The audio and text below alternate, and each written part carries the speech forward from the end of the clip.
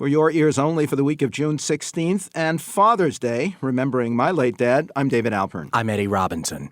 The NSA specifically targets the communications of everyone. It ingests them by default. It collects them in its system, and it filters them, and it analyzes them, and it measures them, and it stores them for periods of time, simply because that's the easiest, most efficient, and most valuable way. Eventually, you realize that these things need to be determined by the public. It's dozens of terrorist events that these have helped prevent. Great harm has already been done by opening this up. And the consequence, I believe, is our security is jeopardized. With none of the elegance or deadly ruthlessness of a spy novel villain or hero, low-level tech contractor Edward Snowden, from his unlikely hiding place in Hong Kong, blew the whistle on some of America's most secret intelligence surveillance systems and opened a long-delayed public debate over how massive, how necessary, and how constitutional they are.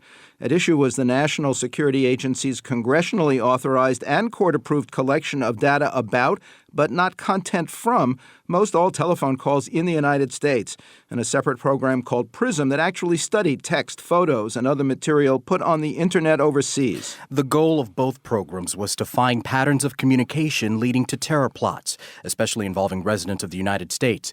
Those involved in suspicious tracked calls then could be more closely studied under additional court order, as NSA Director Keith Alexander last week told Congress happened dozens of times, though details were scarce.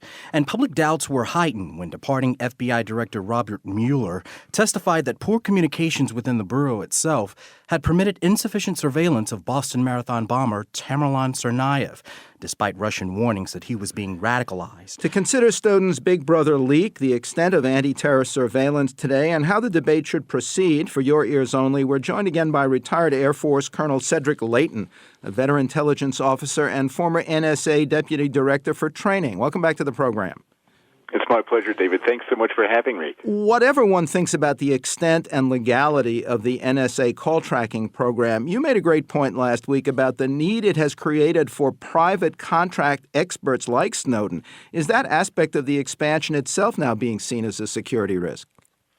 I think so, and especially given the remarks by the director of the NSA, General Keith Alexander, as well as senators and congressmen who've been privy not only to the public hearings but also to the closed hearings that have been going on about this issue.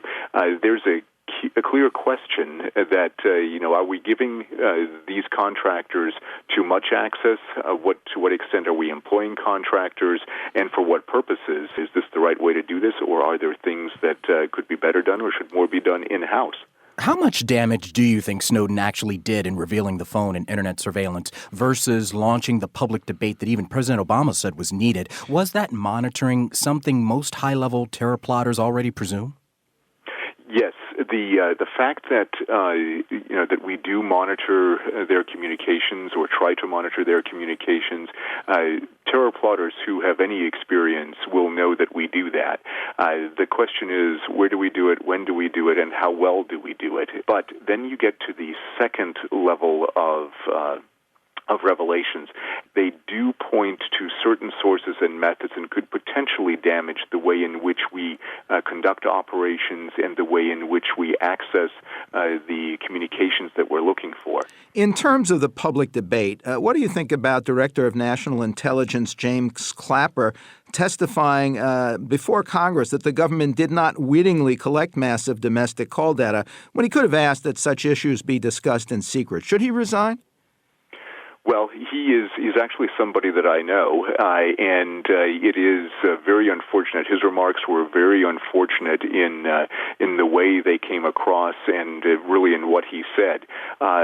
This and other statements lead me to believe that it is time for him to resign and to leave office, because the United States is in a unique position where all of our officials require a high degree of public trust, especially when they're given the sensitive duties of being a director of national intelligence, or they're in a capacity where those kinds of decisions are made. On the other hand, I thought that General Alexander's comments were right on. They were right on the mark in his public hearings, and they showed that there are clear, serious discussions that take place before policies of this type are implemented. So there's a significant contrast between the way these two gentlemen handled the questions that were given them by Congress. One expert last week said that even the digital data created by the use of credit cards and bank accounts is not considered protected from search and seizure by the Fourth Amendment. Is that your understanding? Is that the hints we're getting about how much further than phone calls and internet this surveillance goes?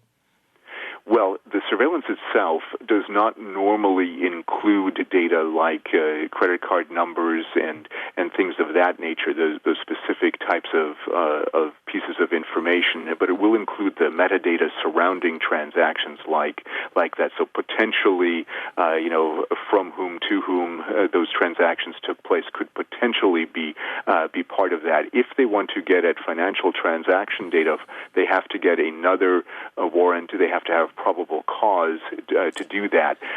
So the fact that the financial data is out there in and of itself, in my personal view, it should be protected. It should continue to be protected, and it does fit within the confines of the Fourth Amendment, the idea of protecting people from unreasonable search and seizure.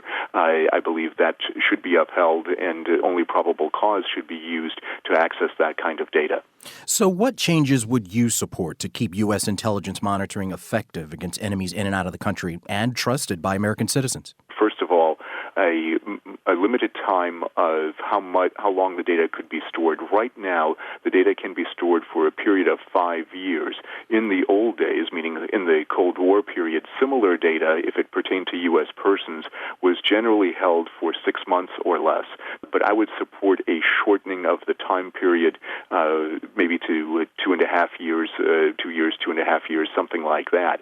And then you also have to make sure that the data is handled with absolute integrity, and that means that from a clearance perspective, that the people who hold security clearances must be made aware again and again of their responsibilities. They're given very strict training in this area, but all people who touch this data must have this training, as is made very clear, I think, by the Snowden case. And then I would also look at limiting contractor access to sensitive parts of the networks that control and run this kind of data. And I would also make sure that there are strict hiring guidelines for all aspects of the intelligence community, not just for those that are actively involved in the work, which Snowden was not, and those that provide what in essence is a service aspect to those in order to complete their mission. Retired Air Force Colonel Cedric Leighton is a 26-year intelligence veteran and former NSA Deputy Director for Training. He runs Cedric Leighton Associates, crisis and risk management consultants. Quote from the news, truly a labor of love for our entire family. That was former Secretary of State, Senator, and First Lady Hillary Clinton, pledging continued support for advancing freedoms for women and girls through the newly renamed Bill Hillary and Chelsea Clinton Foundation, and further fueling speculation she means to run for president. Next, Obama's new Syria policy. For your ears only.